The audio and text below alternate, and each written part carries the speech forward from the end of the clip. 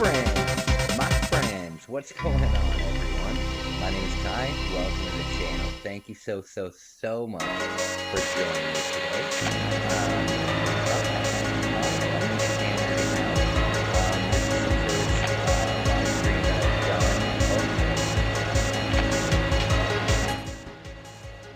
Sorry about that, guys. What is going on? I hope everybody is doing well. This live stream is dedicated to my buddy Kai, to my buddy Kev. Sorry about that. Sorry for being quiet there. Yeah, this live stream is dedicated to my buddy Kev. He's really wanted Snowboard Kids run through for quite a while, and now that I'm in Japan, I picked it up. And yeah, so guys, I hope you're well. I guess we can only do one player. Yeah, that makes sense. I'm hoping this is right. Okay. So, guys, I'm doing amazing. I'm here in Japan right now. It's very late in Japan. It is 2 a.m. the next day. So, quite different. So we're gonna go with this guy here. Hey, what's up? Sorry, I can't speak too loudly. I can't speak too loudly today because apartments in Japan, the walls are very thin, and yeah, the walls are very thin, so I can't really talk too much. You're very quiet, Kai. Sorry about that. I'm sorry about that. I'm speaking right into my microphone. Yeah, I gotta be quiet because I'm in an apartment building, and the walls are very thin, so I don't want to disturb my neighbors. Guys, I'm doing amazing. Life is really good. I'm really happy to be here. Things are going amazing in Japan. I haven't been able to stream at all because I've just been really busy. And the internet is different here, you know. So I'm hoping that this what am I doing wrong here? When was the last time you saw the police at your apartment in Canada? Oh, dude, the very last day I was there. There was police there. Alright, so how do I properly turn here? Why is it so hard to turn? Okay. Do I go... Okay, I'll figure it out. Hey, what is going on, Bex? I'm so glad to see ya. I have got to understand the controls here. I am not understanding the controls. Yeah, the last time I saw police at the apartment was literally the night I was leaving. There's always police at the apartment. It's not a very nice apartment. Why is this so hard to control? Okay, so you can't?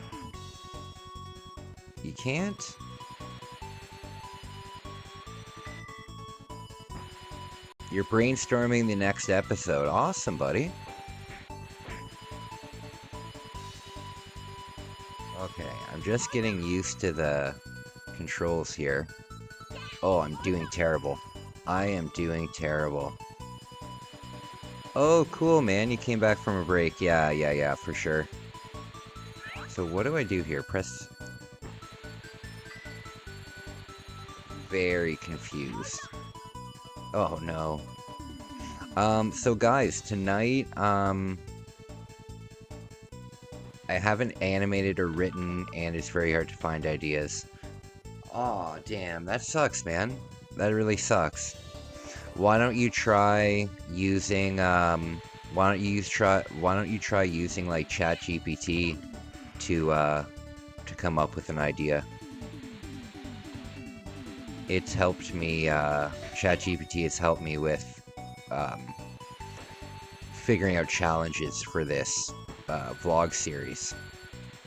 So guys, I've done some pretty amazing things since I've been here. First of all, I'm in my own apartment now. Why is it so hard to turn? I don't understand what's going on.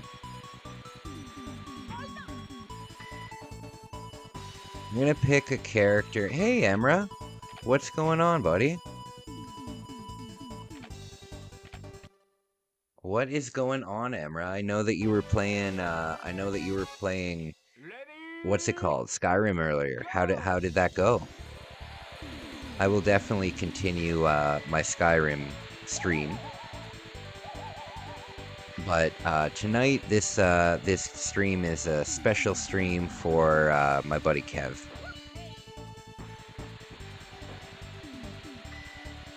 Yeah, hey Phoenix! What is up, buddy? What is up? I'm so glad to see you. I haven't seen you in a while. Okay, so I'm kind of understanding the... There we go. Oh. Come on. You have to fight to get up the thing. Do you have to use the L and R buttons to tight? No, you have to pull back on the control. You have to pull back on the control stick to turn. Very strange. So like when you're turning right, you have to pull back and then press right. But it's very strange.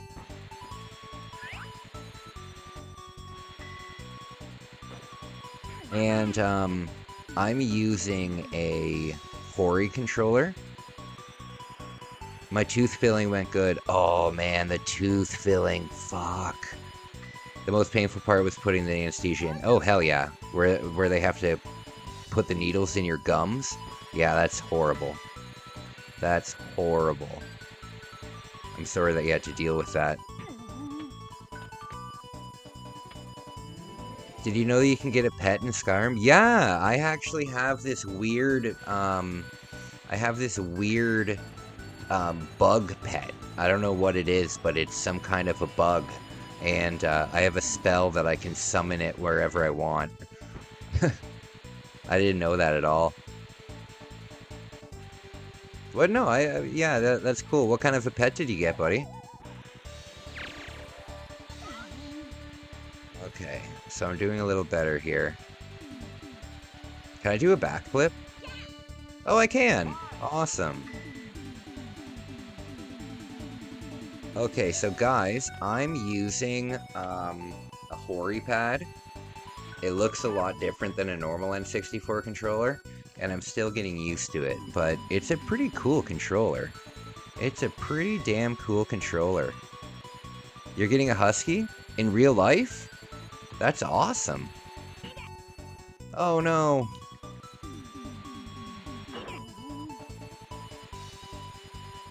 Come on.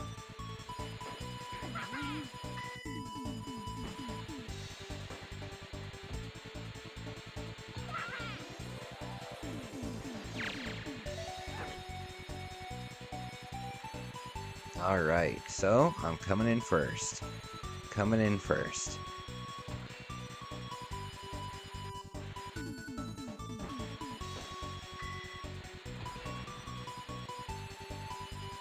Okay, so I think I'm gonna win this race. It just showed up in your comment replies. What's UTTP? I don't know what UTTP is. No silly in Skyrim. It's a Dawnguard. What did they say?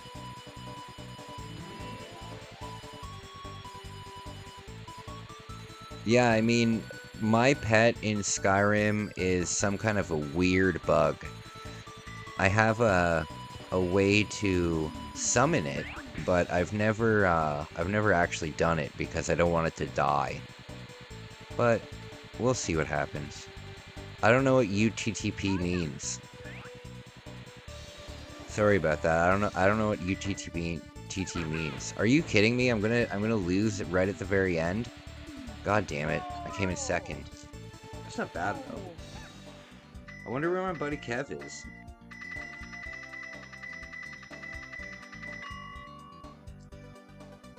So I'm living in an apartment right now that is straight out of um 1920. This apartment doesn't even have a TV in it, and it only has 2 plugs in it. I don't mean 2 outlets, I mean 2 plugs in total. There's 2 plugs. So I had to go out and buy a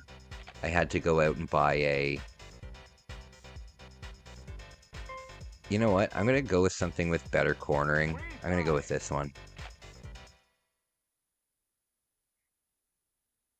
YouTube bots are UTTP. Oh, okay. Yeah, there's this one person, his name's like Eric Rose. I don't think he's a real person at all. He pops up in my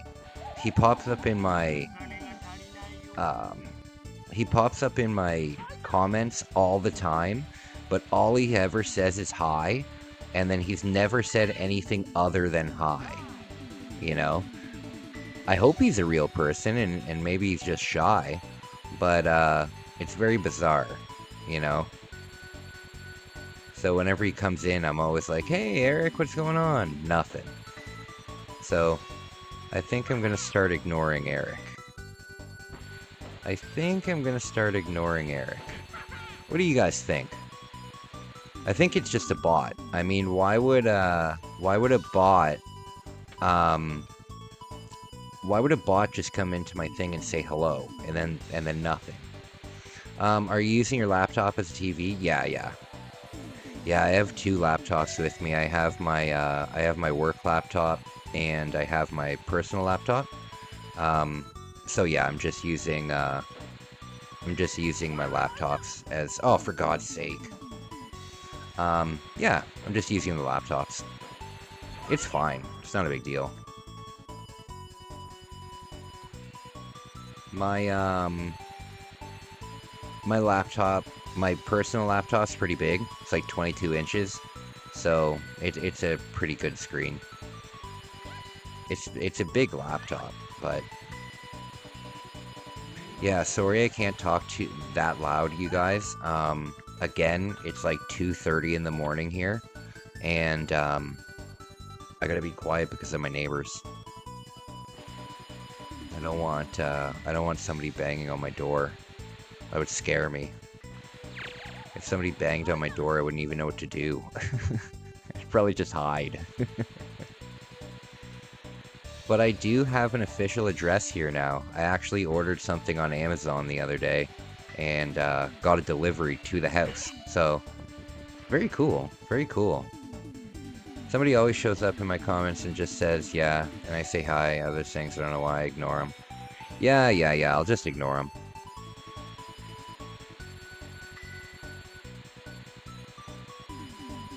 A clip. Oh.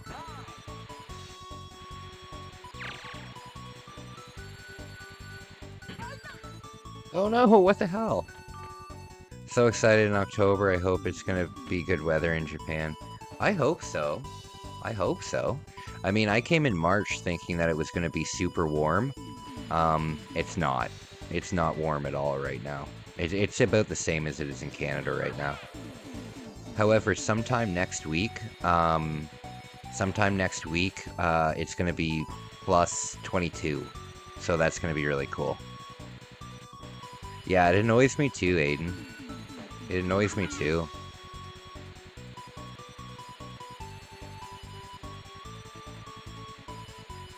I don't really get any bot comments, though. I'm just wondering, though, why would a bot show up on my feed? Like, don't you have to, like, pay for bots? Like, isn't a bot something that you would pay for to, like, artificially inflate your numbers kind of thing? I can't imagine why a bot would just show up. But I don't know. Maybe YouTube does it just to artificially make you think you're getting engagement. Hey! Justin, what's going on, buddy? What's going on? I'm doing amazing. I am doing amazing. I am just relaxing in my apartment right now. I spent the entire day editing videos and uploading videos and stuff like that. So I hope you guys like it. I hope you guys like what I put out today. Actually, at 3 a.m. Damn it, I missed the thing again. At 3 a.m. I have another video coming out, which is pretty cool. It's been a lot of anxiety because it'll be the first time I've traveled with no one around. Oh, buddy, don't worry about traveling with nobody around. Traveling with nobody around is I think traveling with nobody around is the best. You know, you can do whatever you want. You gotta remember, your friends are always like a quick call away. You know, you could start vlogging. Vlogging is like the one thing that has helped me dramatically with my solo traveling. I used to do solo traveling all over the country, all over the world, actually. I've been to Europe, I've been to France, I've been to Rome, I've been to a ton of places. And I've done it all solo. And I wasn't vlogging back then, but even back then, you know, I'm telling you, you can just do whatever you want. You can just do it whatever you want. Why don't you could even go to a host club while you're down here.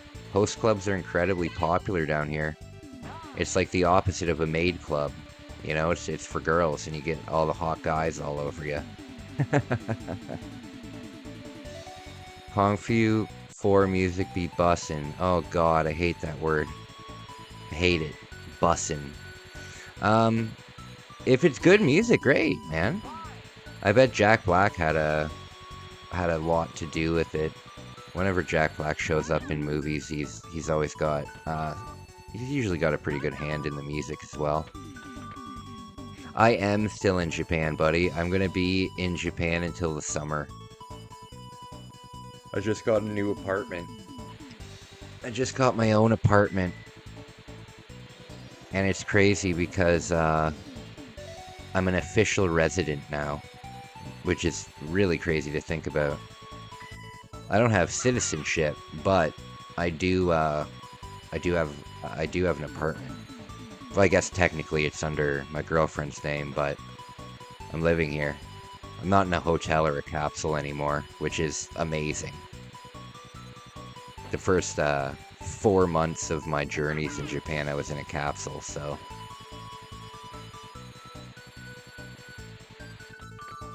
Okay. Hans Zimmer composed the soundtrack. Oh, okay. Jack Black did the cover. Oh, okay. Okay. Man, Hans Zimmer, like, composes every soundtrack. He's an incredible... You know what? My dad's a music producer, and Hans Zimmer is his, like, idol. Makes sense. Oh, for God's sake.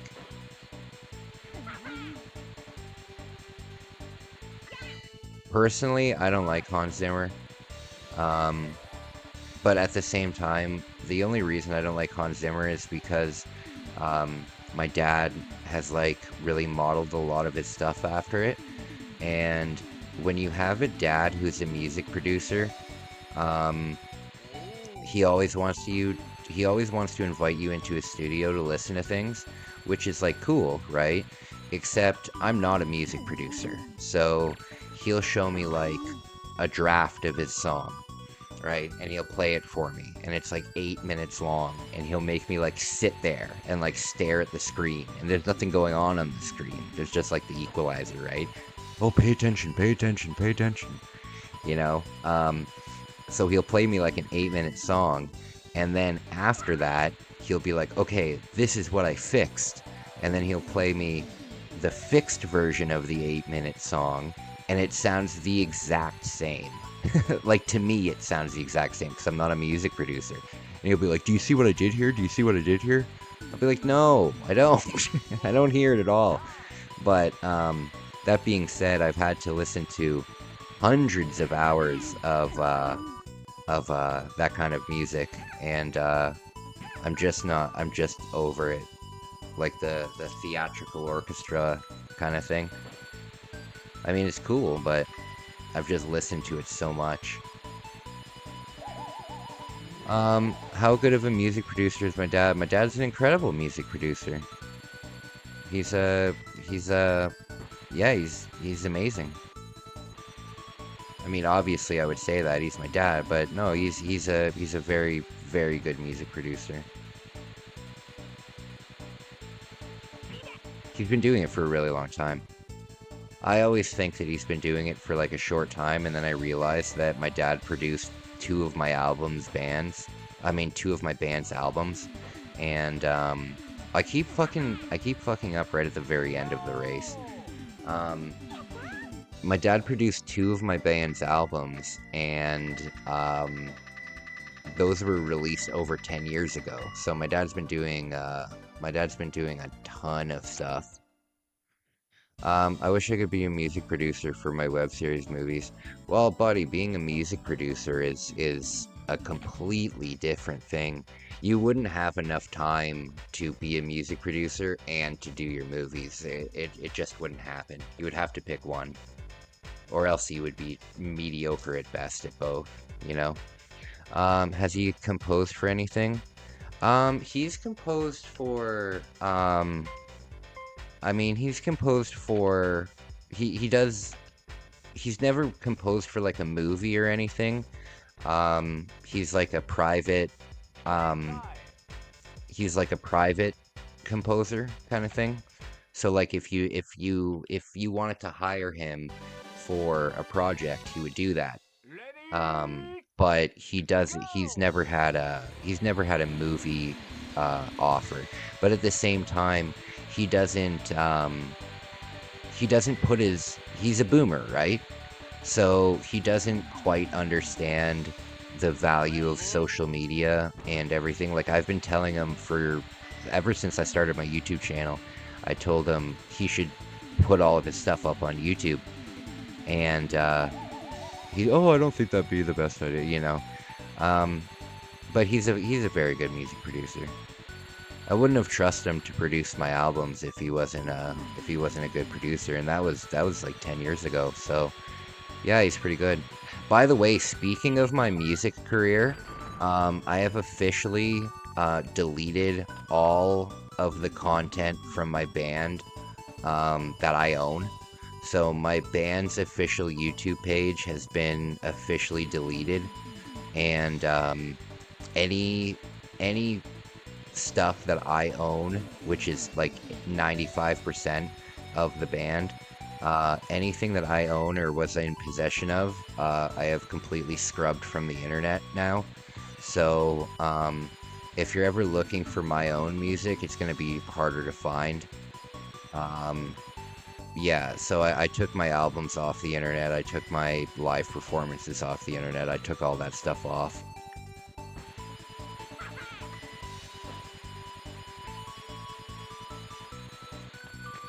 Alright, I don't know where my man Kev is. I mean, this stream was dedicated to him. Hopefully he'll come in soon with some facts about drafts. I think we all need to learn more about drafts. You guys are the best, eh?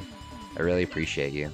I'm so sorry that I haven't been live streaming. It's just finding a time to live stream while you guys are actually going to be awake is very difficult, you know, because I either have to wake up at like 6 in the morning to do it, or I have to stay up very late into the night to do it.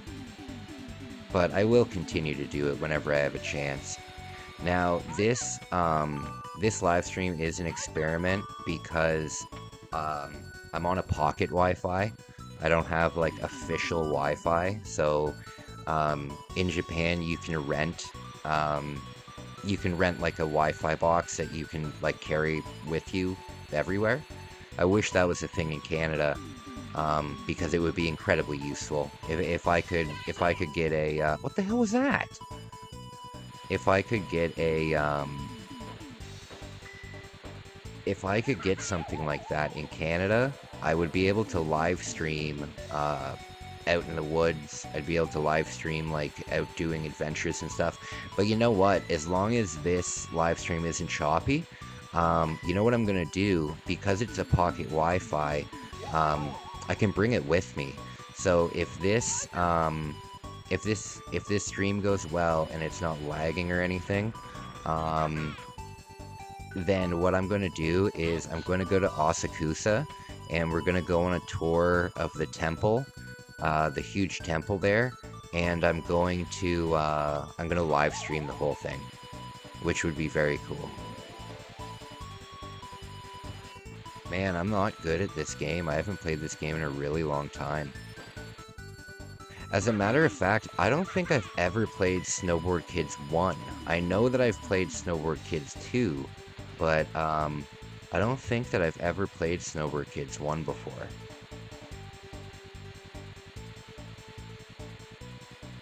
It's a good game, though. It's a good alternative to Mario Kart. Am I gonna win for the first time? Hell yeah. There we go. There we go. We finally won. So, my friends, let me show you a really cool doll that I got the other day.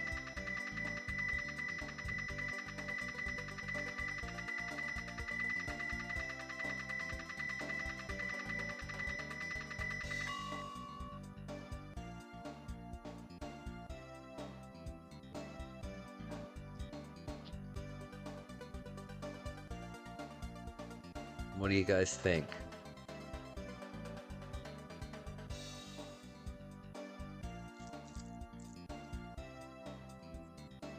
Very spooky.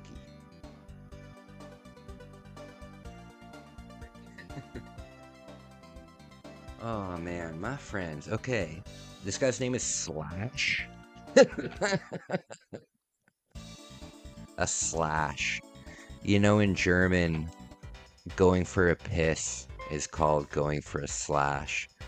And you know what? My buddy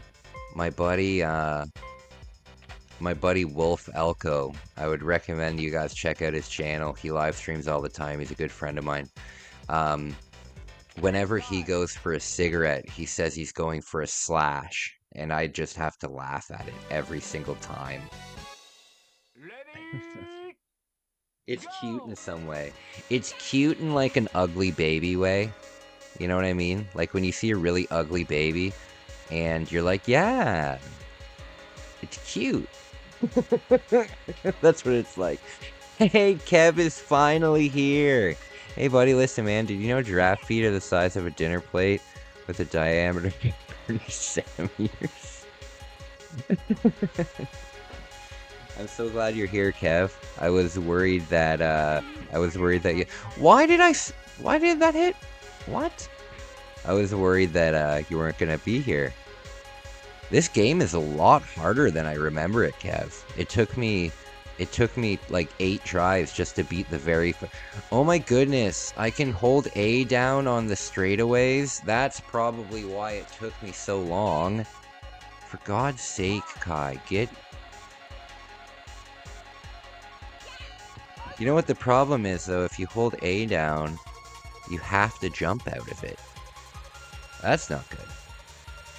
Kev, I'm so glad that you came in with your draft facts. I love draft facts. There's only 2 laps in this? Oh, this must be a really long course. Front flip. So guys, I got some amazing games, eh? I got some really cool games. Thanks for getting this game, man. So nostalgic. Hey, no problem, buddy. No problem. I like to, oh,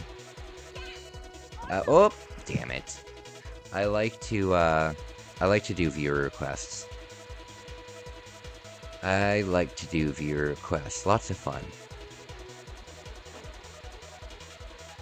Plus, I'm trying to collect the entire N64 collection now. And that's going to be very difficult because the problem with the N64 collection is they're fucking expensive. you know? And what's nice about here in Japan is a lot of the games are a lot cheaper than they are in North America. Like, for example, yesterday I picked up Mario Party for $7. You know, Mario Party back home is $100 game. Um, so in Japan it's strange because you can get there's like a ton of games that are maybe $10 or less. You know, I'd say probably 50% of the games are like $10 or less. And then the rest of the games, you know, are between $10 and $40. But then some of the Japanese exclusives are stupid expensive. Like back in North America, the number one N64 game is Clay Fighter Sculptor's Cut, and it's worth like $1,300. I've seen Mahjong games in Japan for the N64 that are $3,000 or $4,000. Don't you need a Japan console to run them? You do, and you don't. You do and you don't. It's incredibly easy to modify a Nintendo 64 because the only thing that's different. Here, let me show you one sec. Let me show you.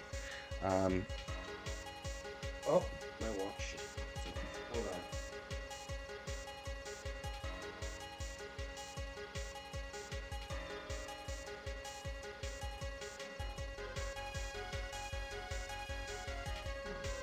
Here's some games that I've collected so far. The thing with the Japanese Nintendo 64 is the only thing that is using the region lock is these little tabs on the back. These little tabs on the back on the Japanese version are completely square, and the tabs on the back of the North American versions are rectangular. So if you want to play a Japanese, the Japanese game will still work on the Nintendo 64, but what you have to do is there's a little tray that, like if you open up your N64, there's a little tray that when you put the game into, there's a tray that the game sits in. And if you take that tray out, it'll make the game really like wobbly on the console. However, you can then plug any game into it. Alternatively, if you want to play a Japanese game on a North American N64, all you need to do is get one of the screwdrivers where you can take the back panel off, right? All you need to do is maybe go out and buy like a really cheap sports game, like a $5 golfing game or something like that. Take the back of it off of the golf game, and then take the back off of the Japanese Nintendo 64 game, and then put the North American back onto the Japanese back, and then it just turns it into a North American. There's nothing technically locking it out. The only thing that's locking it out is a little plastic tab. So Japanese games do work on a North American console. Same thing as North American games work on a Japanese console. You just need to change. You just need to either change the back of it or take the tray out of it. It's easier just to take the back off of it.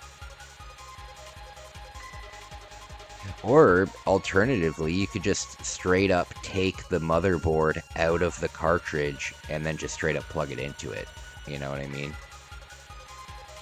The motherboard is the game. The cartridge is just holding it together, right?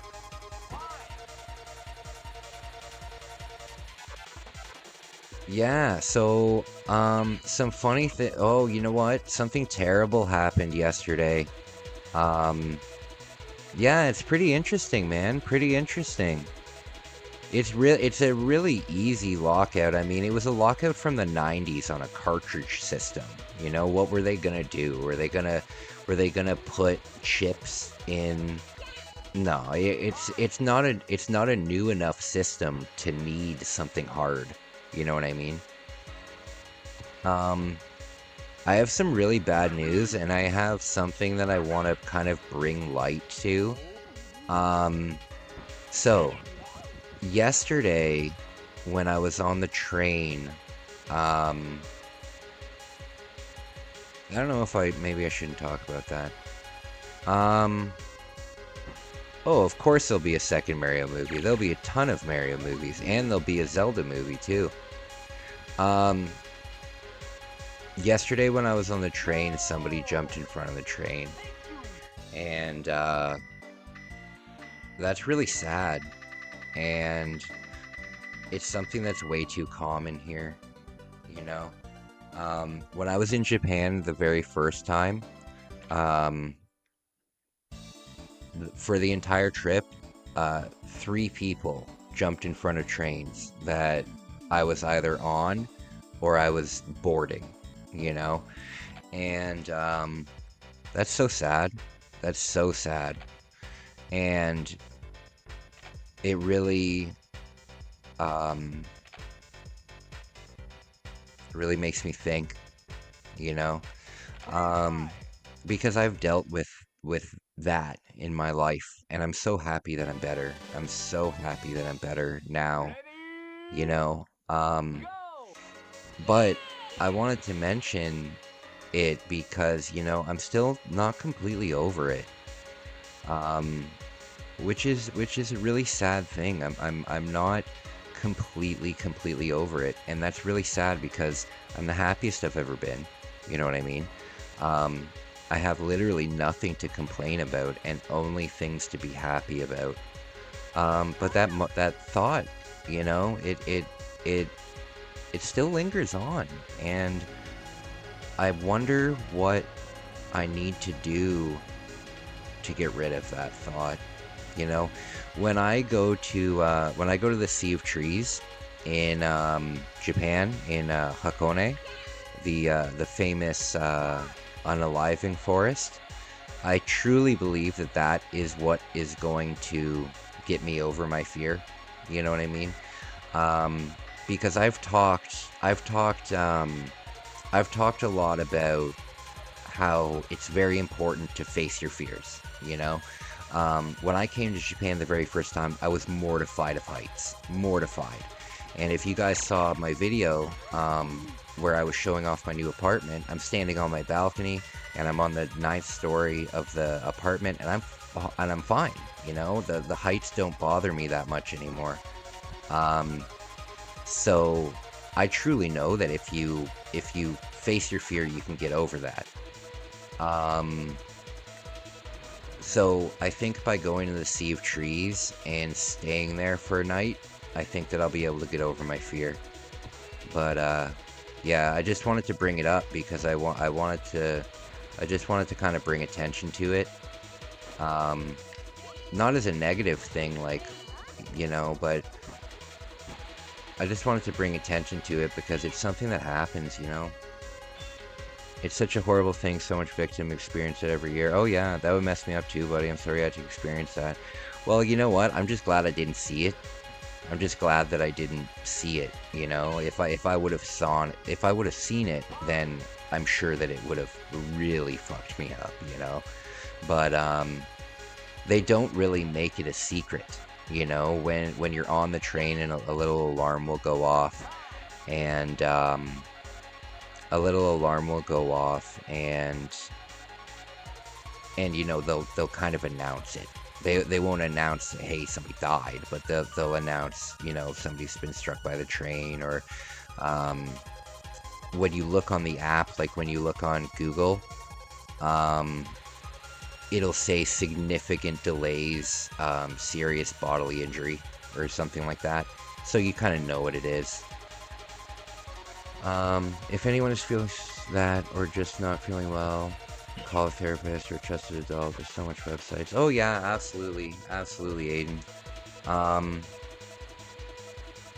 it's not always that easy. Of course not, Justin, but it's great advice. It's great advice. The big thing is that you should speak up. You should speak up, and you shouldn't feel bad about it. You know, Um, I wish that I spoke up more. Uh, you know what's crazy though? My dad has never accepted that I've ever had that, even when he had to pick me up from the hospital um, from an attempt.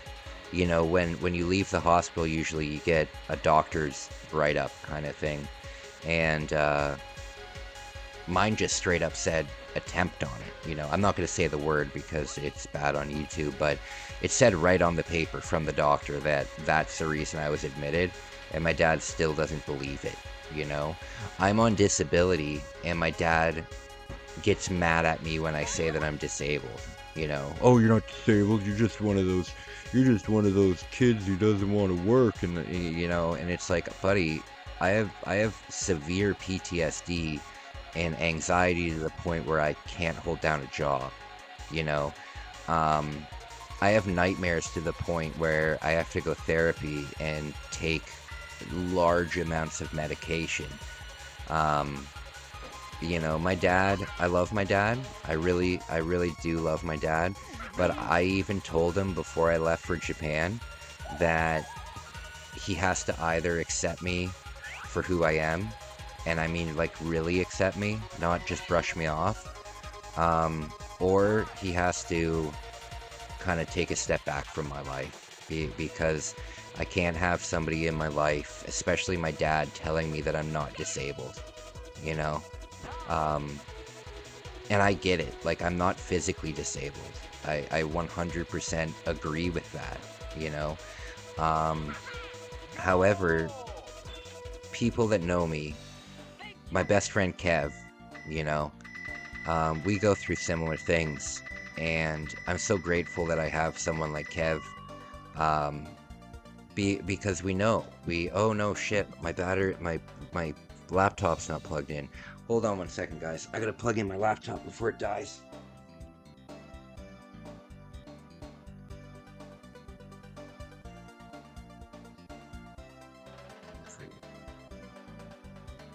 Hold on.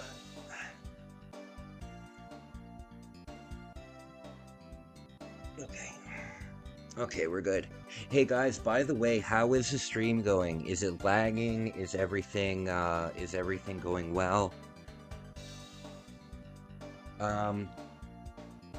Yeah, what I was saying was like, I need my dad to accept me for who I am. My dad thinks I'm poor, and the thing is, I'm not well off by any means. I am on disability, you know, I'm not a rich man. However, I have investments, and I have stuff, but my dad has been treating me. It's because my sister is a very successful person. Oh, I guess I can't go up here. Shoot. Um, because my sister makes like 90 grand a year, um, I'll never make enough money until I make more than her, in my dad's eyes, kind of thing.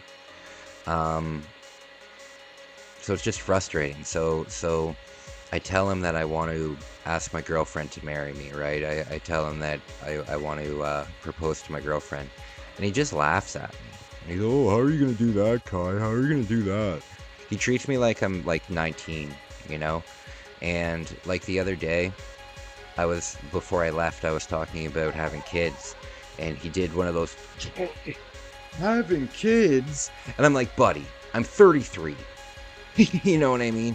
If you wanted to say, oh, having kids when you're 20 or 21 or 19 or whatever, what, fine. I'm 33 years old. If I don't have kids in the next 7 years, then I'm risking having kids that have like deformities and stuff. And I mean, nothing against kids that have deformities. What a weird thing to say. Nothing against kids that are deformed. But I want my kid to be healthy. I don't want to have a child who goes through terrible things. Thanks for listening to me, guys. I really appreciate it. I'll stop being sappy, though. I'll stop being sappy. I just wanted to bring something up. But yeah, other than that, I mean, life is amazing. Life is amazing. I'm so glad to have you guys, you know, Justin, oh, Justin, you're awesome. Aiden. Hey, Aiden, by the way, did you get the voice lines that I sent you?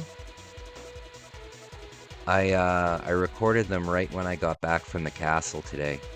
By the way, guys, I want to let you guys know a little secret about my patron. A Patreon. Sorry about that. I want to let you guys know a little secret about my Patreon. My vlogging series is going to be coming out a new vlog every Sunday, and starting in April, because I'm gonna have a lot of the vlogs already filmed. Starting in April, people who subscribe to my Patreon will get all of those vlogs as they're uploaded rather than as they're scheduled. So I'm right now editing a vlog that will be coming out in 3 weeks. I'm editing a vlog that's coming out in 3 weeks. However, it'll be available on the Patreon right away. So that's going to be starting next month. Starting next month, there'll probably be 8 or 9 vlogs that are not out yet available on there. So I'm going to start doing that, and I'm going to release them for a really cheap tier. Like, you'll only have to join like the $5 tier to watch them. I wouldn't gouge anybody. But just an idea. I would really like to get a little bit more support on my Patreon, and I think that the way that I'll do that is just by offering more, you know? When are you gonna upload the clip? What clip? The McDonald's advertisement clip? I'm not too sure if I will upload it, to be honest with you. I just don't think that it has anything to do with my channel. I mean, I did do a voice acting in it, so you know what? I will do it. I will. I'll upload it the next couple days, but I'll upload it as a short. I won't upload it. I won't upload it as a main video, but I'll upload it as a short. It's really funny. It's really funny. You did great editing on it.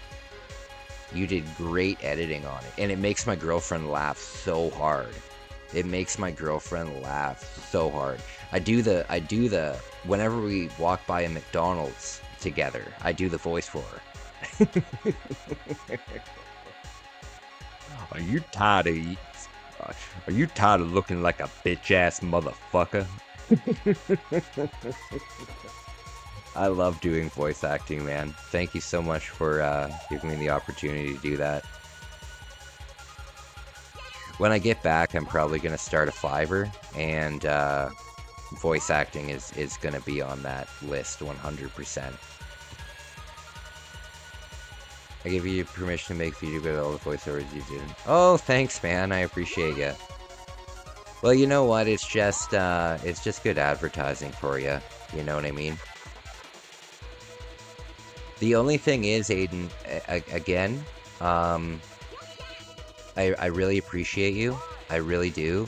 I just don't feel super comfortable advertising your channel.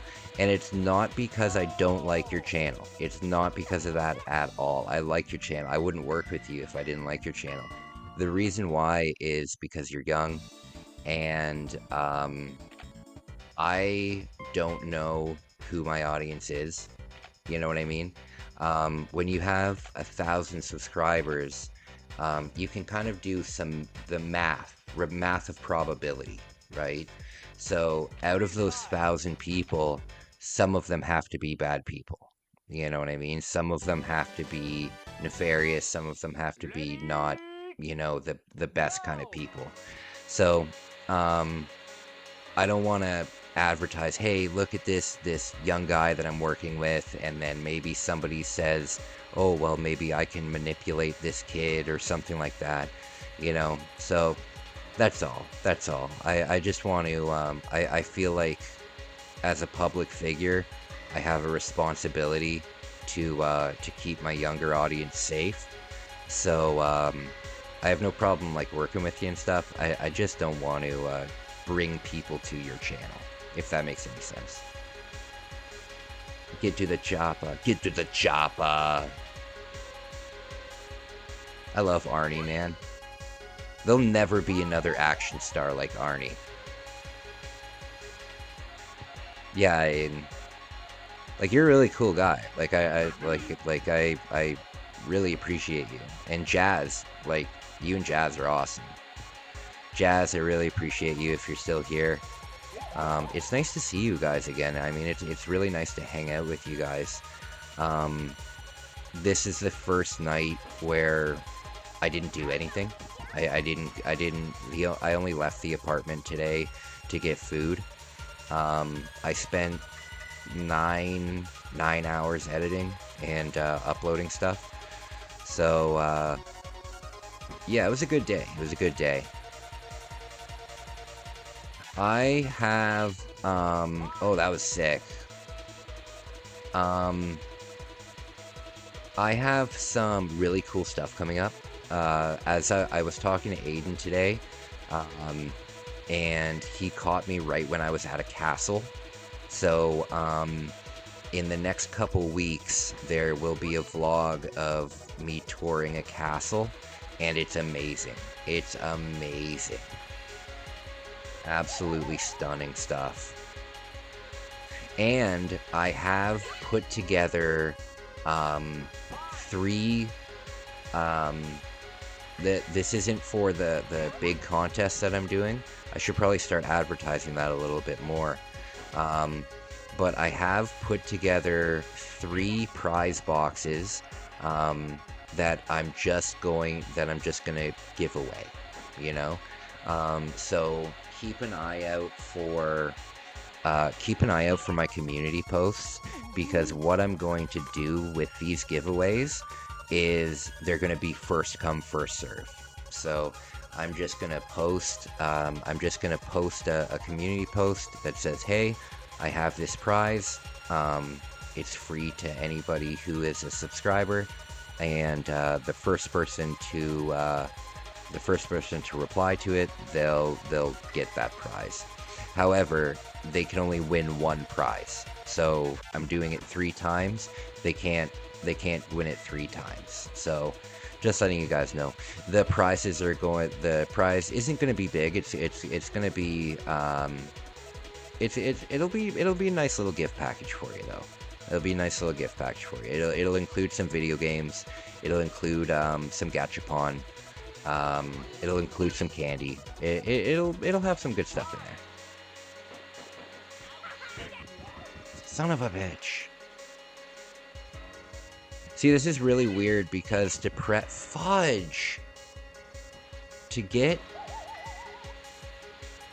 the item on the left, you have to press Z for, and the right item on the right, you have to press B for, and that's just so weird. They should have just made it right and left.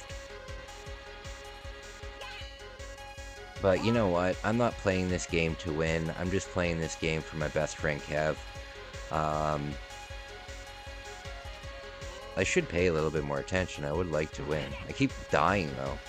This is a great game. You know what though? If I'm having this hard of a time with the easy tracks, I can't imagine what the later tracks are going to be like.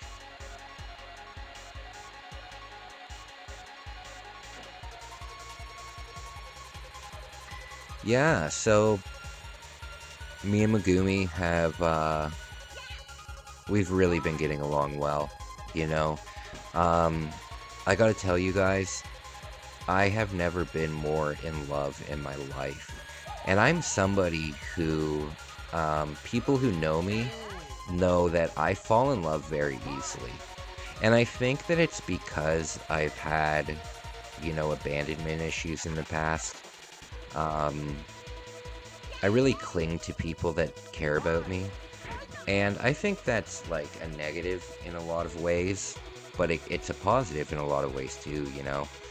But I fall in love with it very fast. And when I met Megumi, I fell in love with her instantly, you know. I was playing a video game and she came in and she said, "Oh, I like this game." And I looked back and it's just, oh my God, she's just the most beautiful girl I've ever seen in my life. And she's all excited, right? Because Shohei Ohtani got married, and Shohei Ohtani is like the biggest celebrity in Japan, right? So she can have a crush on Shohei all she wants, but she was like, "Oh, he got married," you know, and I'm like, "Oh well, I'm so sorry."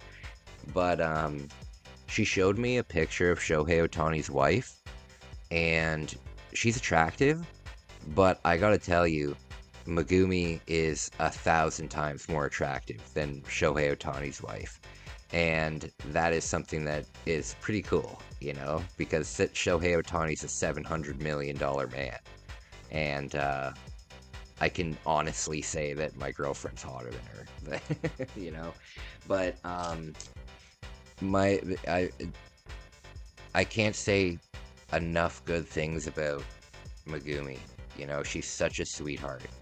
And even though we don't speak the same language, we haven't had no, we've had one miscommunication, one, but it wasn't a big deal.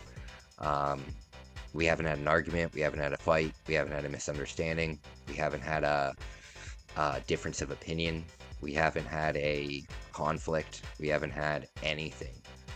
Um, and that's amazing because we don't speak the same language. And I just want to let you guys know that love conquers all, and that might sound super super corny, but if you can be with somebody who doesn't even speak the same language as you and get along perfectly, like like the language barrier isn't even a problem, it's a pretty freaking amazing feeling. Guys, give me 2 seconds. I'm just gonna take a quick 2 minute break. I need to stand. I'm sitting cross-legged on the floor, so I need to stand up and stretch. Give me a moment, and I'll be right back. Okay?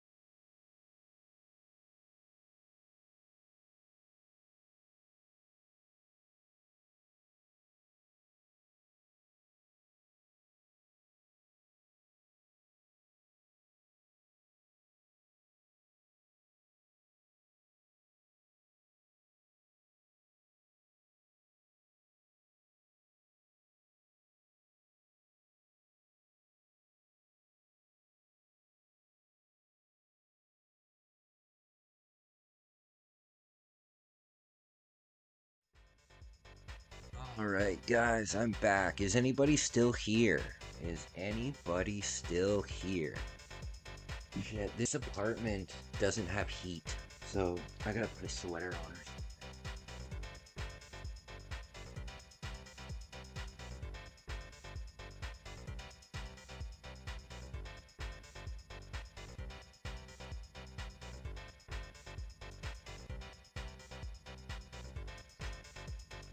Did you guys know that I studied law?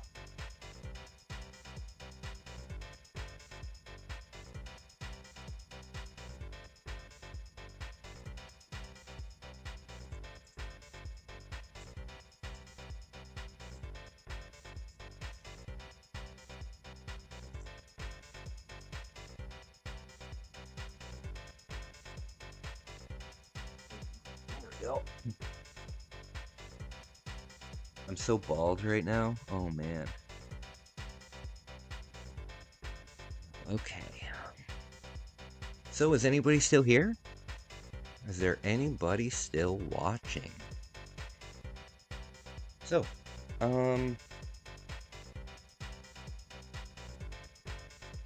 yeah, I studied law. That's pretty strange to think. Well, I guess not. You guys didn't know me before. Um, when I was young, I was a total like badass. Not badass, but I was a big time rebel. Big time rebel. And I was always like really anti-police, really against the police when I was young. I think most people are against the police because it's like a cool thing, you know? Oh, screw the police, you know? Um, so when I went to college for police foundations, all of my friends were super, super surprised by it. Um, but I did well. I actually did incredibly well. The only problem was I wasn't able to graduate. And the reason why I wasn't able to graduate was so fucking stupid, guys. Basically, when you do police foundations, when you go to school for policing, um, it's a 2-year college course, right? And 80% of the course is all book learning, you know? Especially like learning criminal code, learning youth justice, learning in Canada you have to learn about Indigenous people and their nonsense that goes on. I don't mean to say nonsense.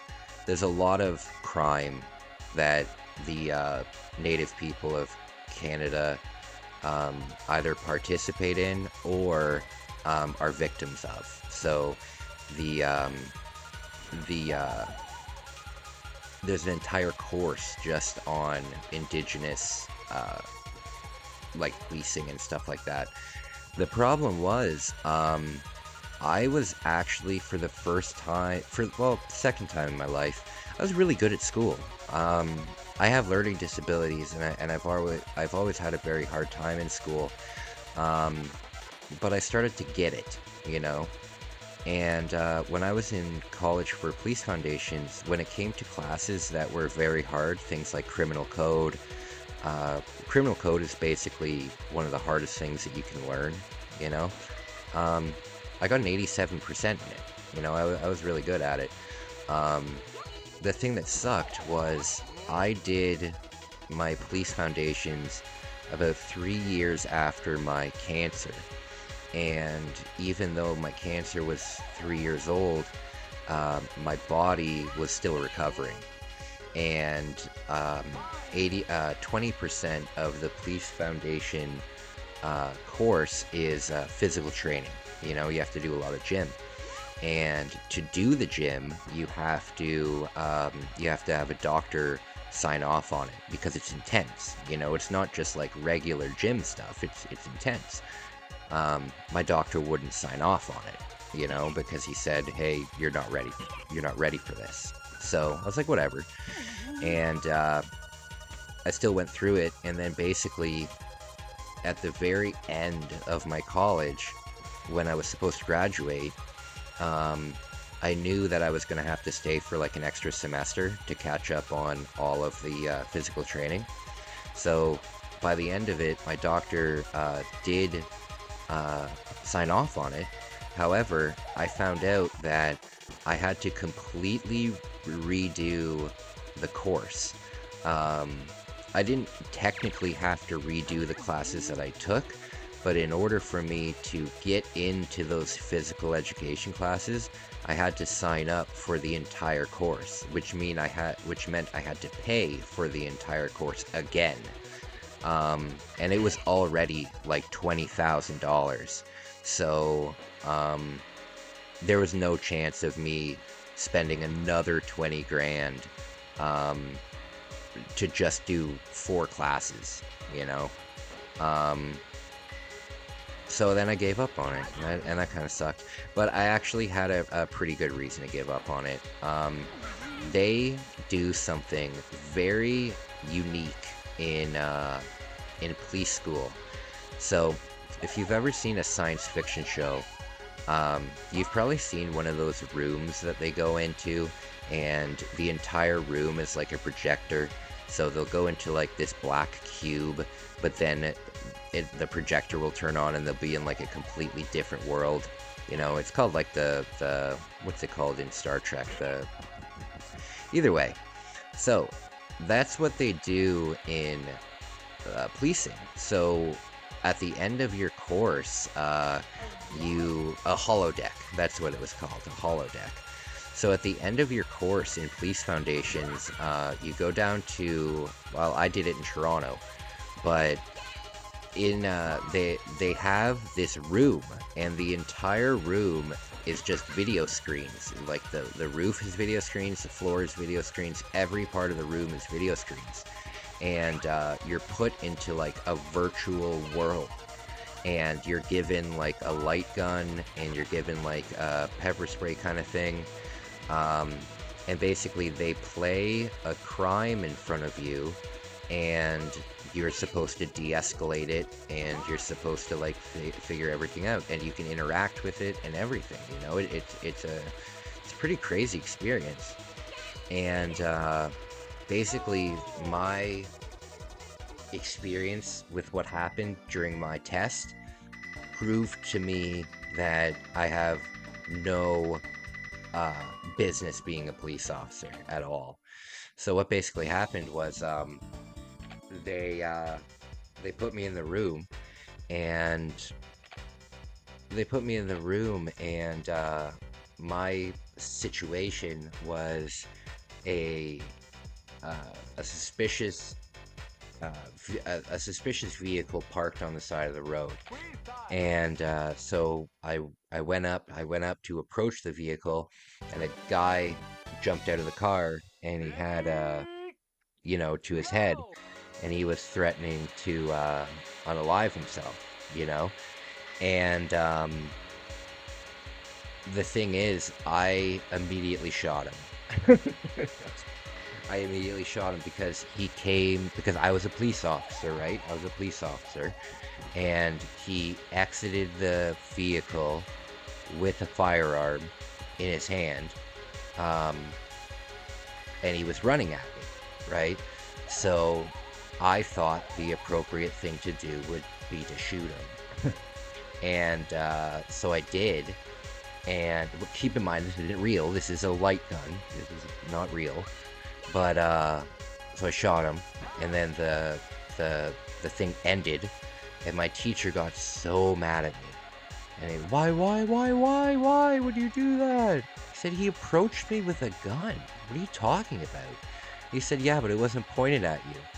I'm like, yeah, but you know how quick it is to do this? What do you mean it wasn't pointed at me? So I found out that if that was a real situation, and if I would have done that, it would have been murder, you know? So, once I realized that, I stopped. I quit, and I was like, you know what? This would be way too stressful for me, and I already have PTSD, and I already have anxiety. I don't need this. So, that's when I stopped, you know? It was a good experience, though. I got to learn a lot about law. Well, Canadian law. And you know what? Learning a lot about the law, it's kind of weirded me out about Japan, too. Because you learn a lot of laws that are applicable to you, and then you go to a different country and the laws are different. Oh wow, that was a really cool move. There's something that I'd like to make a video about, something that nobody ever talks about Japan, but I think that YouTube would immediately either take it down or bury it in the algorithm so deep that nobody would ever see it. But I do have some concerning things that I don't like about Japan. There's not many things that I don't like about Japan, but the couple things that I do not like about Japan are like pretty severe, you know?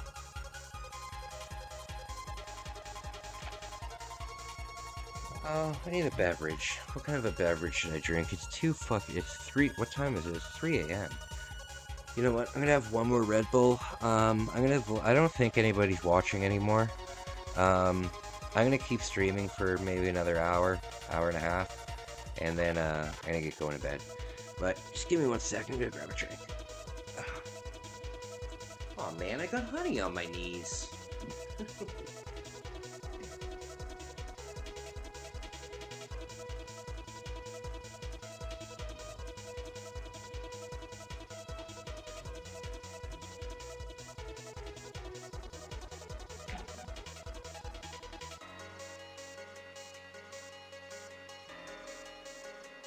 Oh, you are. Aiden, thank you so much. So you're still listening. Thank you. I'm glad that I'm not talking to no one. Aiden, there's some things that I want to say to you personally, actually. Um, First of all, I just want to say thanks. You know, um, you have you've really helped me out a lot. The watch time that I got, I'm guessing from you, over my live streaming month. Um, oh yeah, I still haven't made that video. I still haven't made the video about my results. I gotta make that tomorrow. Um, my results were incredible.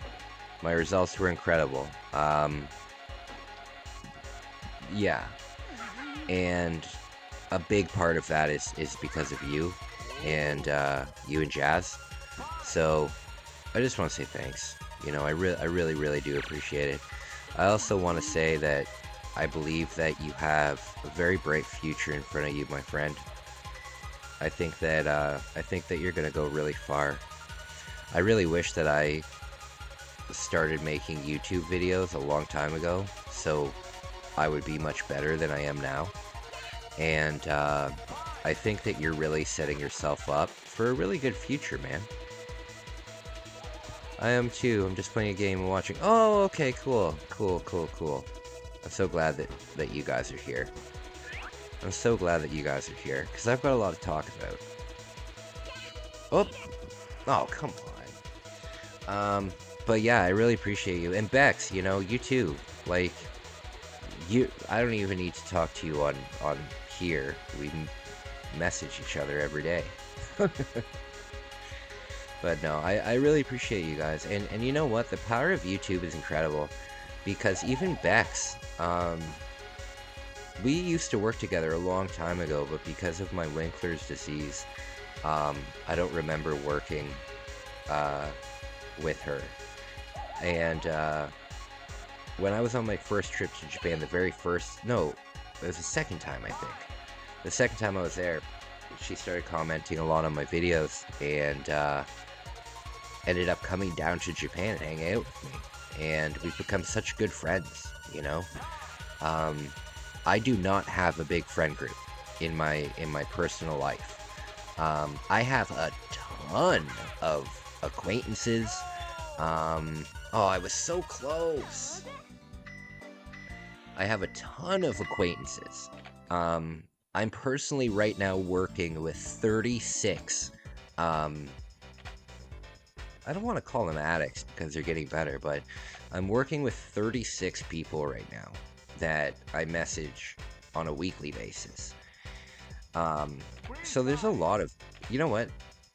This has no speed, so I'm gonna go up a little bit on the speed.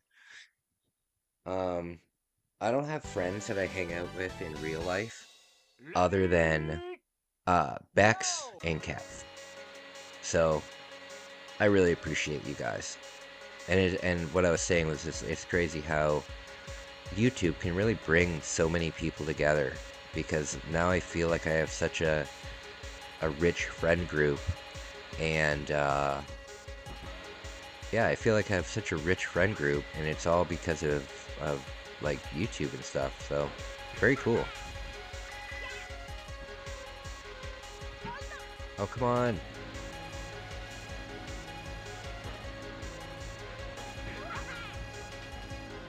There we go. Yeah, so what are my plans tomorrow? What are my plans tomorrow? Um, if you guys have anything you want to see, let me know. You know, I'm down. Tomorrow, actually, Megumi really wants me to quit smoking.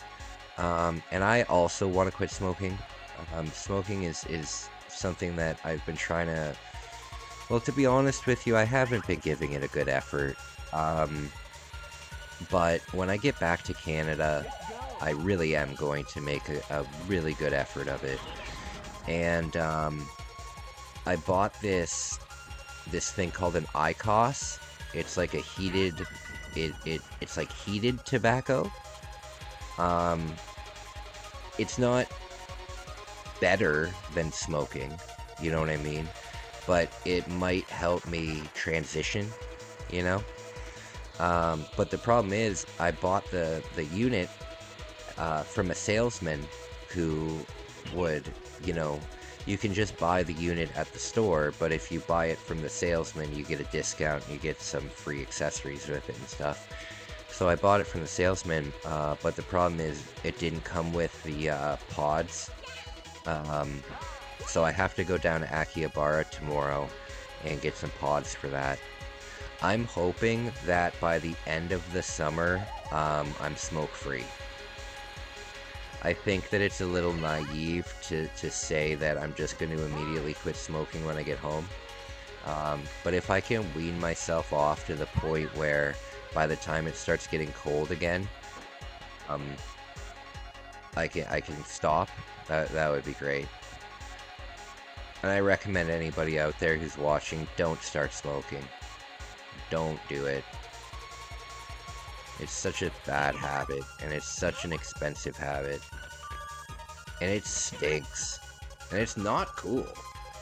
Like, when I was in high school, smoking was cool. And that's so sad to think. But, like, if you wanted to be, like, a really cool kid, you had to smoke in high school. And I really hope that's different now. I don't know what high school is like now, but I really hope that the smoking area isn't considered like the cool area anymore. Because when I was in high school, that was the cool area. You were only cool if you hung out at the smokers area, you know? I'm not gonna. Good for you, Aiden. Good for you. It's not worth it. It's not worth it. Now, keep in mind, smoking a cigar is not the same as smoking a cigarette. People do not necessarily get addicted to cigars. Keep in mind, you can get addicted to cigars, but a cigar is something that you might have once in a while on a special occasion, and there's nothing wrong with that. There's nothing wrong with that. If you wanna have a cigar on a special occasion or something like that, it's not a big deal. It's like eating junk food, right? But with cigarettes, you're smoking, 20, 25 of them a day. Way different. Way different. But I'm not against cigars. I'm not against... I used to be a cigar connoisseur. I even had my own humidors and everything. But ever since I quit drinking, I don't really have a craving for a cigar anymore, because that's what I used to do. I used to have a cigar and I used to have a drink with it, right? So I don't do that anymore. But people that smoke cigars are not the same as people that smoke cigarettes at all. And I'm not endorsing cigars. I'm just saying, like, Aiden, if you're thinking like smoking's really bad, smoking is totally really bad, 100%. But don't look at smoking a cigar as the same as smoking a cigarette. because the habits are completely different. I mean, I said vaping would curb my smoking, and it did, but now I need to stop vaping. Well, the thing with me is I need to do something with my hands. I think that the way that I will go will probably be it'll probably be smoking, and then the heated tobacco, and then vaping, and then like that's it, you know. But yeah, I have an announcement to tell you guys. Sorry, give me 1 sec, I have to clear my throat.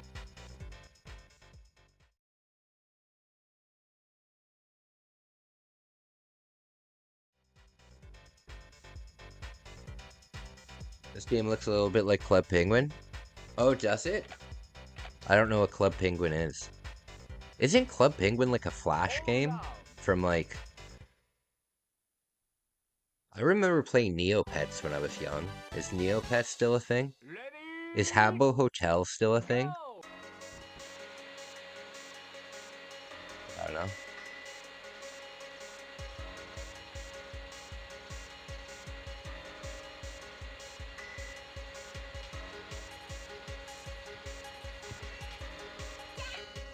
Oh no. I found this great game for the Famicom called Raid on Bungling Bay. And if you guys like SimCity, it's a really cool game. It's basically like the kind of layout like SimCity, like the same graphics as SimCity with like the streets and the grids and all of that. Except you're an attack helicopter and you're like blowing up the buildings and stuff. It was only $2, and I've been playing quite a bit of it. Toontown, I don't think it's available anymore. Oh, true.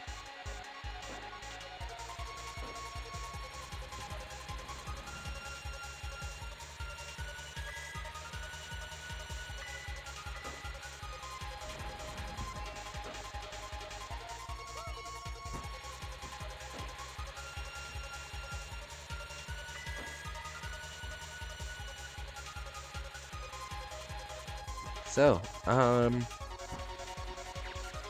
God, my friend called me today, and, the thing is, I'm always down to help people. Always.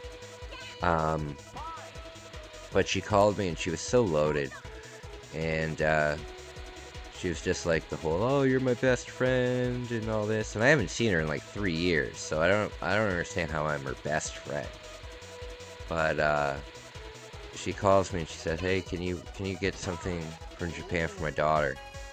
I say, yeah, no problem.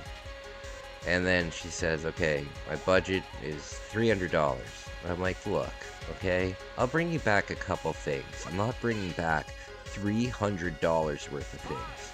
Also, you're loaded, so I highly doubt you actually want to spend $300 on this. But, she says, oh, you can't get me sober, you can't get me sober. And she was saying it like she was mad at me. like she was saying it like, oh, you can't do it, you can't do it. And I'm thinking to myself, listen, I can get anybody sober. Anybody. But they have to want to get sober. You know what I mean? Oh, can't get me sober. And eventually I was just like, fine. Look, if you don't want my help, then don't fucking ask for it. You know? I'm not gonna chase you.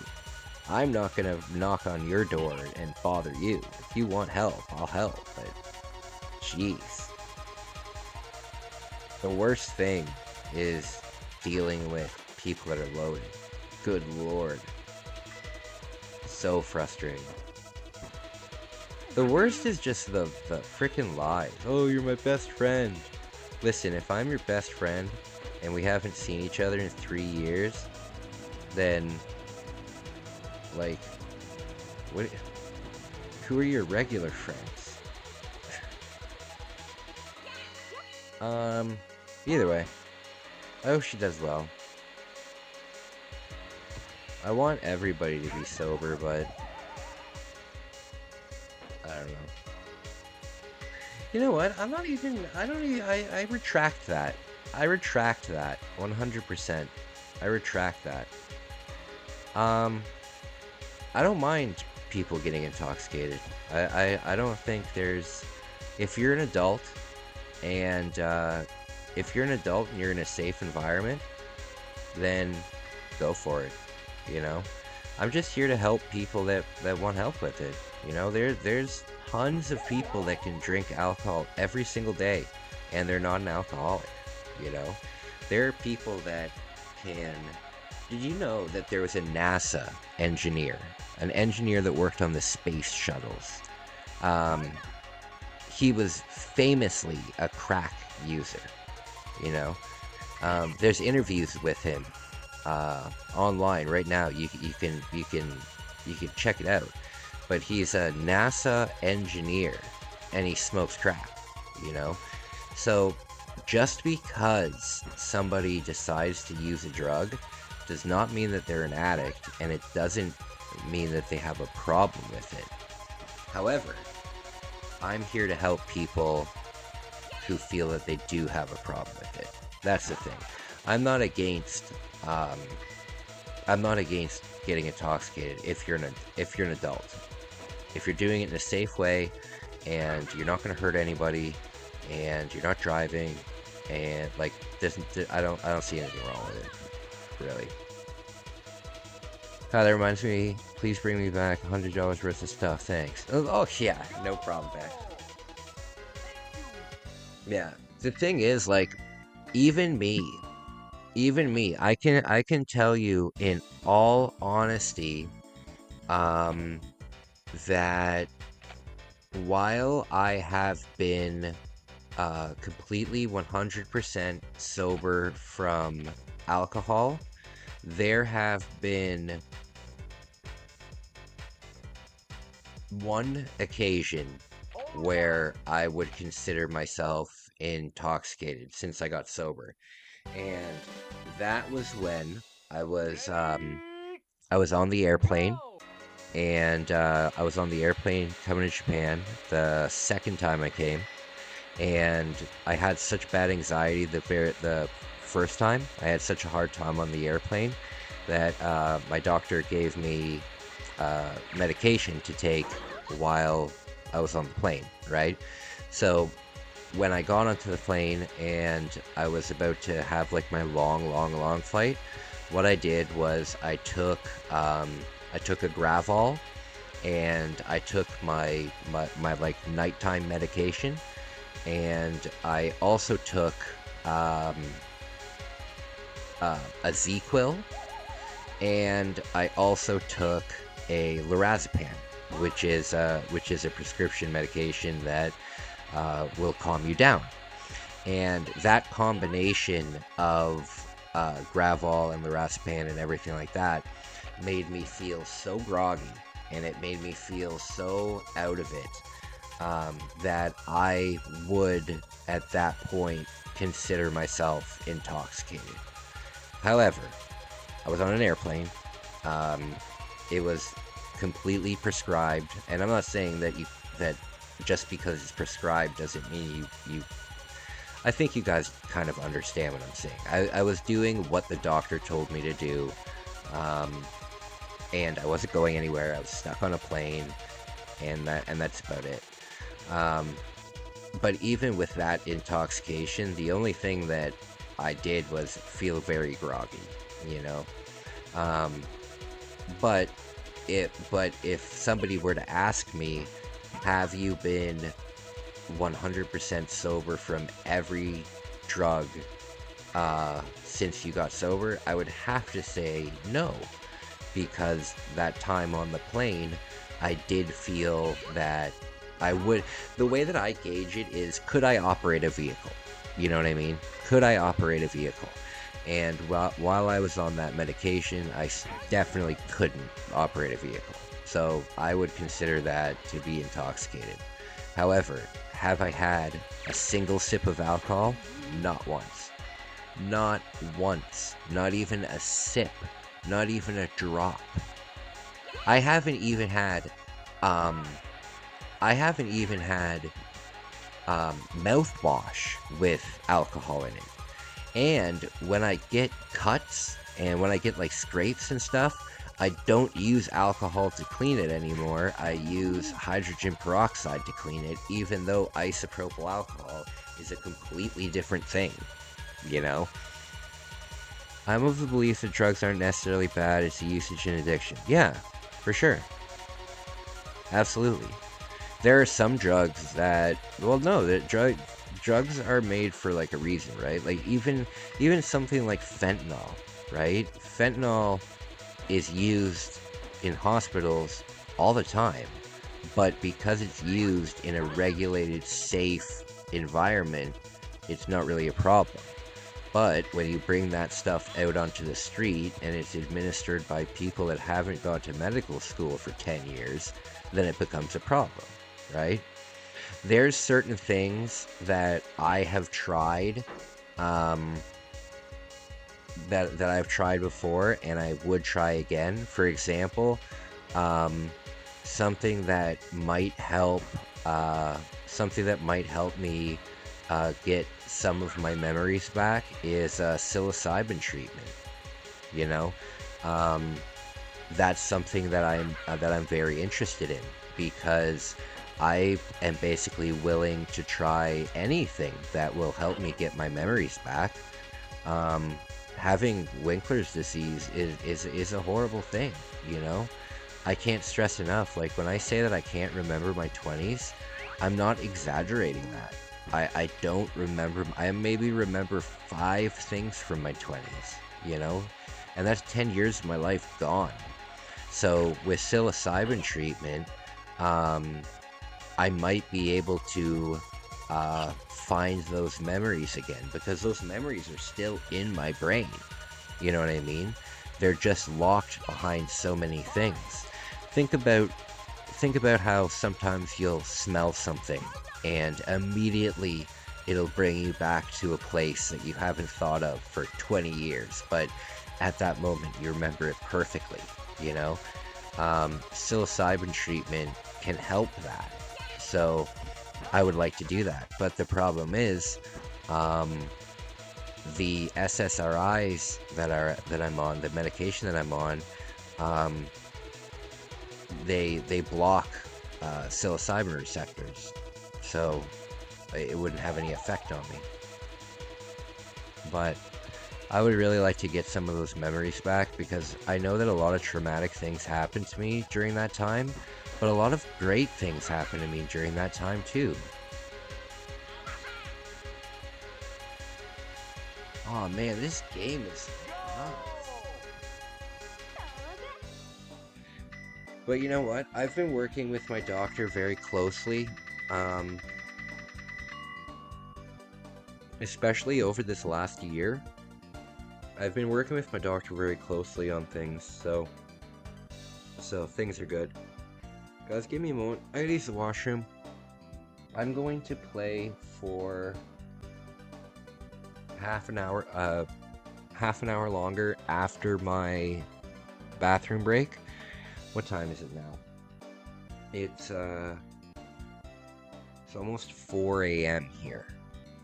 So I'm gonna play until 4:15 in the morning. Oh, guys, I wanted to show you this. Check out my new bracelets. These, but here's the big one. Look at that. Look at how many there are. There's 13 on here. Guys, remember that this is part of my Patreon. So I have a tier on my Patreon where you can receive these, and not to be a little clout goblin or anything, but these are really expensive. These are really expensive. Each one of these beads is around 300 yen. So each one of them is about $3. There's 20 on each bracelet, And I have 1, 2, 3, 4, 5, 6, 7, 8, 9, 10, 11, 12, 13, 14, 15, 16, 17, 18, 19, 20, 21, 22. I have 22 bracelets on right now.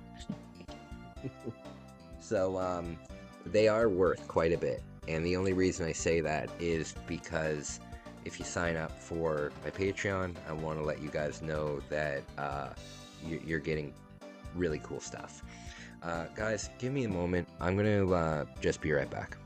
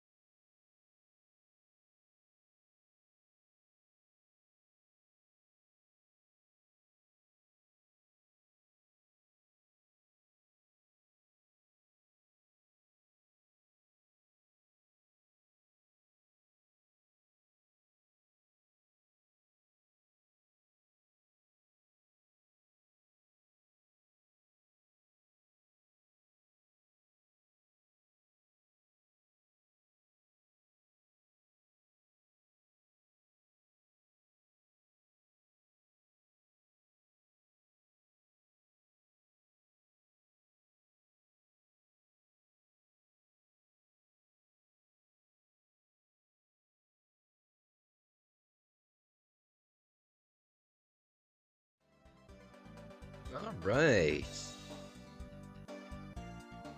I'm back. I'm back. So, my birthday is coming up. My birthday is coming up. Birthday boy. I don't know how old I am. How old am I? I don't know how old I am. I don't know if I'm 32 or 33. I think I'm 32. 1991.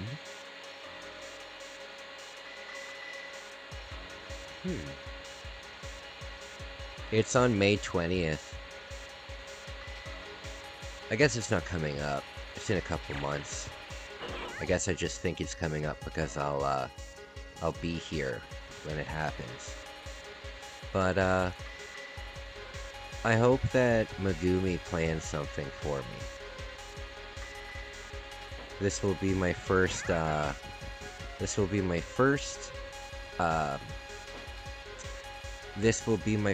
time being in a relationship on my birthday in a very long time, like 10 plus years.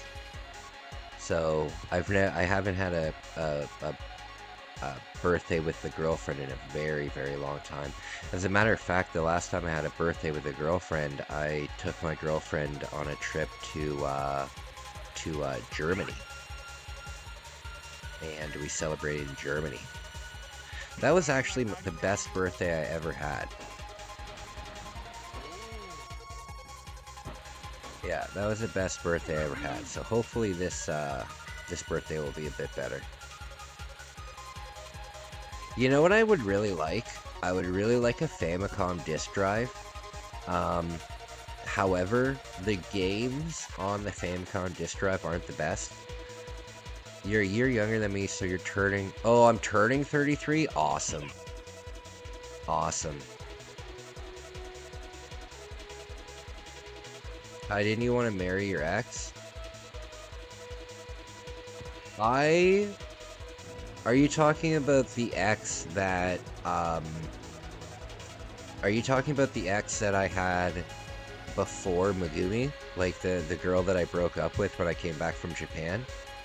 The thing is, I didn't necessarily want to marry her. I was in love with the idea of marriage, you know? I was going through like a midlife crisis. I had just gotten sober. And this girl came into my life, and she promised me all of the, hey Jazz, how are you? This girl came into my life literally the day after I got out of rehab. And she came into my life and she started manipulating me right away. And we talked about my dreams. And my dreams, a lot of people have dreams to be a sports star and stuff like that. I just want to be a father. I just want to be a father and a husband.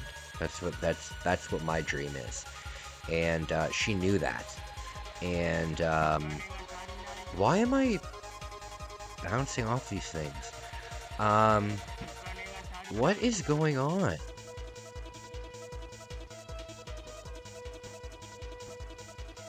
She knew this, and she used it to her advantage to manipulate me. So, I didn't want to marry her. I wanted to get married. And why am I hitting these things? Hey, Spirit! Hare Krishna! Guys, what's up? Hey, buddy! Hare Krishna! I hope you're doing well. So glad to see you. Why am I bouncing off of those item boxes all of a sudden? I'm so confused. So confusing. Yeah, I didn't want to marry that girl. I just like the idea of it. You know, she promised that she would give me children. She promised that she would be my wife. and I fell for it hook, line, and sinker. I fell for it hook, line, and sinker, my friends. But once I went to Japan for the first time, and people actually started treating me with respect for the first time, I've told the story a million times. I got home, the very first thing I did was call her and dump her. It's the very first thing I did. We weren't even technically boyfriend and girlfriend. She kept leading me on non-stop. We would go on dates, I would look after her children, and it was always, oh, we'll be boyfriend soon, we'll be boyfriend and girlfriend soon, and it never happened. And then, yeah, I went to Japan. I realized that people were treating me with respect for the first time in my life. And I came home, and I immediately broke up. I didn't break up with her, but I immediately texted her, and I told her I want nothing to do with her, and never to talk to me again, and to leave me alone. And yeah, I said some pretty harsh words to her, actually. I told her that I hope I told her that I hope she grows up to teach her kids never. God damn it! Now I'm getting all emotional and angry. I told her that I hope to God she doesn't raise her children to be as horrible as she is. Yeah. But I'm so glad that I found Megumi, you know? The odds of me and Megumi finding each other were so astronomical, it was crazy. I mean, we were both just randomly staying in the same hotel at the same exact time. That's just crazy. And even like Bex knows big time, because Bex was actually with me like before I had even gone on my first date with Megumi. I remember sitting down with Bex at a lunch and talking about it and saying like, hey, there's this girl that I really like and I'm gonna ask her to be my girlfriend and all of that kind of stuff. And yeah, Bex was right there with me. And so out of everybody, Bex has seen my relationship from literally day one. And you know what? We've only been dating now for like 8 months, and it feels like I don't know. She's an amazing person. She's an amazing person. She's always smiling. She's always happy. She's always yeah. And she works so hard. And I find that so like attractive.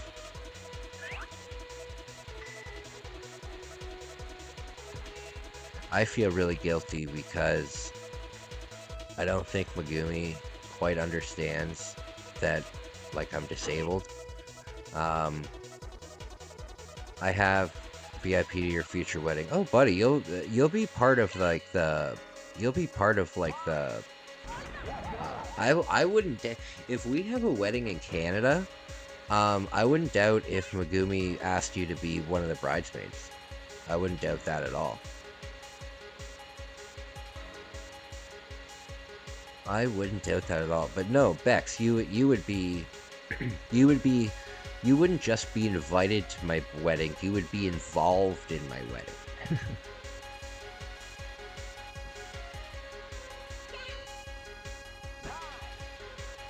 But I hope things work out.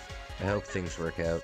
Something that I need to stop stressing about is like the future. When me and Megumi weren't together,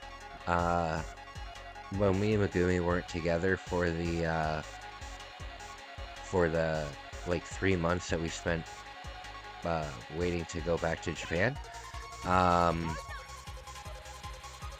there was a couple things that she did that pissed me off. Like, she wouldn't get... Well, how do I say this? I would send her a message, and she wouldn't get back to me for like 2 days, right? And then she would say, oh, well, like, I'm sorry I didn't get back to you for a couple days. I've been really busy. And I would say, like, well, how can you be so busy that, you can't just say hello? And then now that I'm living with her, and now that I actually see her schedule and the way that she does her stuff, I'm not mad at that anymore at all. Because she leaves the house at 9 a.m. and comes home at 2 a.m. So, oh, good lord, could you guys hear that? Why can't I win this race? You know what? I've got a ton of money. Maybe that money lets me buy something.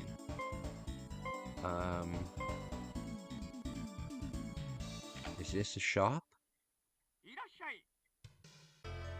Oh, it is a shop. Okay, let's see what I can buy.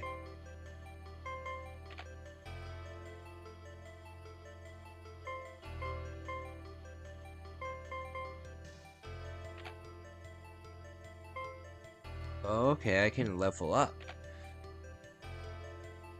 Okay. When Megumi comes here, I'll take her on a girl's day. Oh, she would love that. She would love that. If you guys went to get, like, your nails done or something. Yeah, she would love that. She would absolutely love that. Okay, so this time, you know what?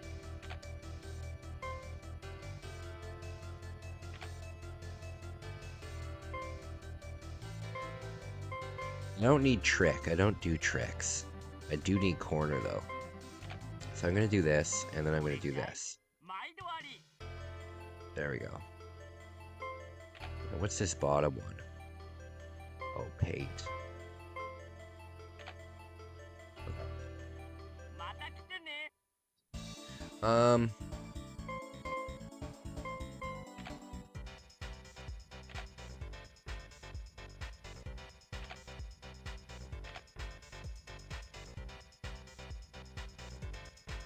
Okay. Board.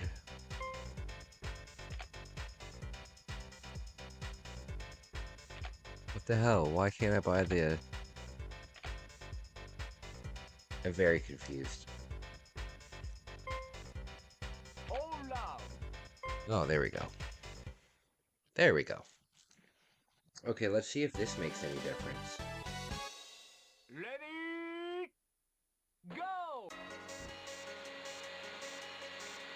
Yeah, so, I was eating at McDonald's today, and I don't like eating at McDonald's in general, you know?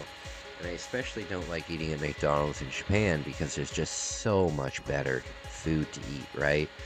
But sometimes when... Why? Sometimes when, sometimes you just get a craving for a Big Mac. So I went there today, and I saw the Happy Meal toys that they have, and they're absolutely amazing. They're like, first of all, they're like 6 times bigger than the toys that we get in North America.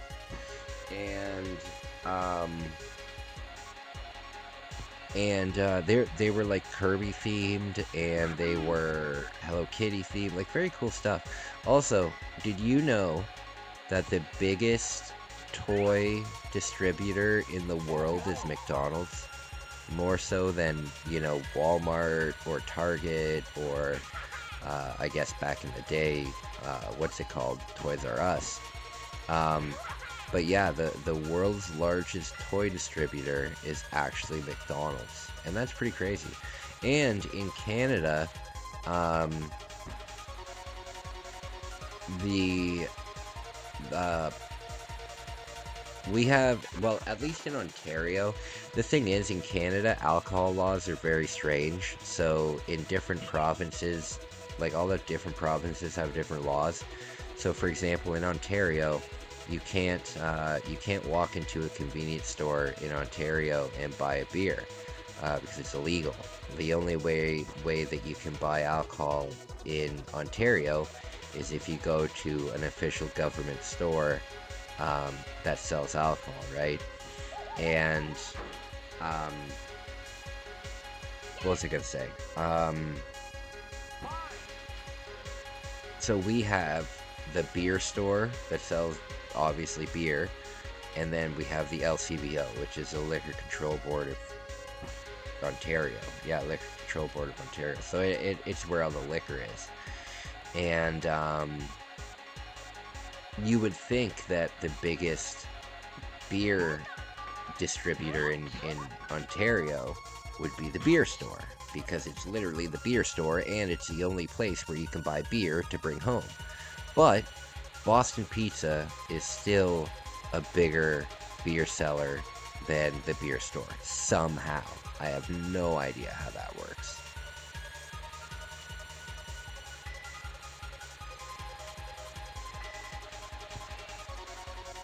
Oh man, my heart is racing right now. I think I might be having an anxiety attack. As a matter of fact, I'm fairly certain that I'm having an anxiety attack. I'm alright though. I'm alright. It comes up, it comes on and off. Since I've been here though, I've been pretty good with anxiety.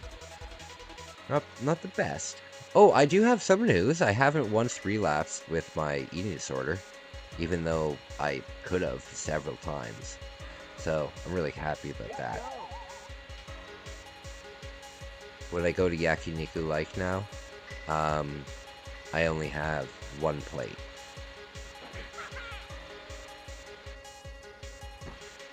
Yeah, I only have one plate of food now when I go to Yakiniku Like.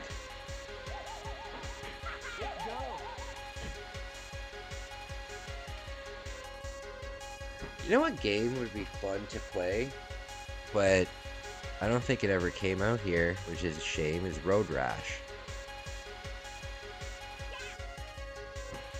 Road Rash for the N64 is a really fun game. Really fun game. Damn, I'm gonna lose again.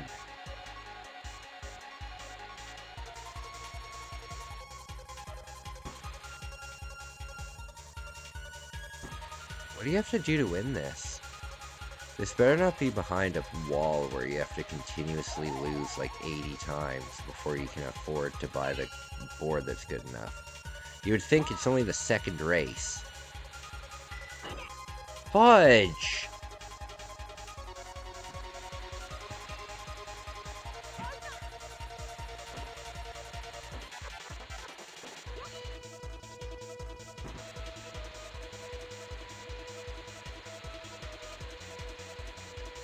Damn it. Alright, guys. Well, you know what? We will come back to this game. This is a fun game, so I will beat this game. However, I am exhausted. My heart is like beating out of my chest. And I need to drink some water and just chill out. So, my friends, thank you so much for watching. This has been a lot of fun. It's been a ton of fun playing with you guys and hanging out. So I just want to say thank you. Check